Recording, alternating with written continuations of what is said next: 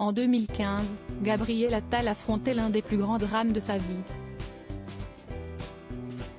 Alors qu'il était âgé d'à peine 26 ans, celui qui est désormais ministre chargé des comptes publics perdait brutalement son père Yves Attal, décédé des suites d'un cancer foudroyant à l'âge de 66 ans.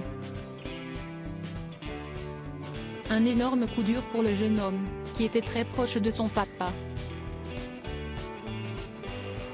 Avocat et producteur de cinéma, ce dernier ne manquait d'ailleurs pas d'encourager son unique fils à faire de la politique.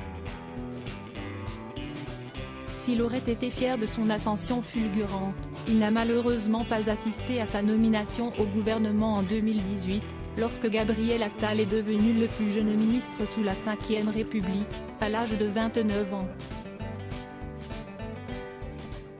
C'est d'ailleurs du côté du Parti socialiste, un mouvement politique qui avait les faveurs d'Yves Attal, que Gabriel Attal avait décidé de faire ses débuts en politique.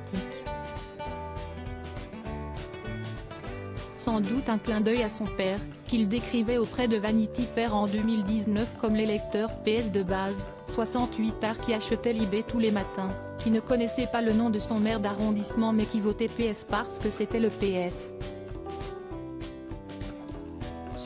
Supérieur à Gabriel Attal, les membres de sa galaxie en imageaient ce Gabriel Attal bouleversé par des photos de son père. Si plusieurs années se sont écoulées depuis la mort de son père, c'est toujours avec la même émotion que Gabriel Attal l'évoque. Dans un entretien accordé aux Échos, le 9 mai dernier, l'ancien porte-parole du gouvernement, d'ordinaire plutôt discret sur sa vie privée, s'est laissé aller à quelques rares confidences sur son défunt père. Il raconte notamment une découverte bouleversante qu'il a faite lors d'une visite dans l'appartement d'un ami d'enfance d'Yves Attal à l'occasion d'un déplacement professionnel à Washington. « J'ai très peu de photos de mon père jeune », a-t-il expliqué à nos confrères, ému, avant de poursuivre, « Je ne connais pas d'émotion plus intense que celle de découvrir des images de lui dans sa jeunesse. »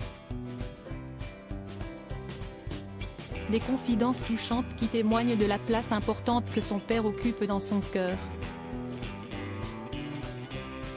Article écrit en collaboration avec 6 médias Crédit Photo, Stéphane Le Mouton.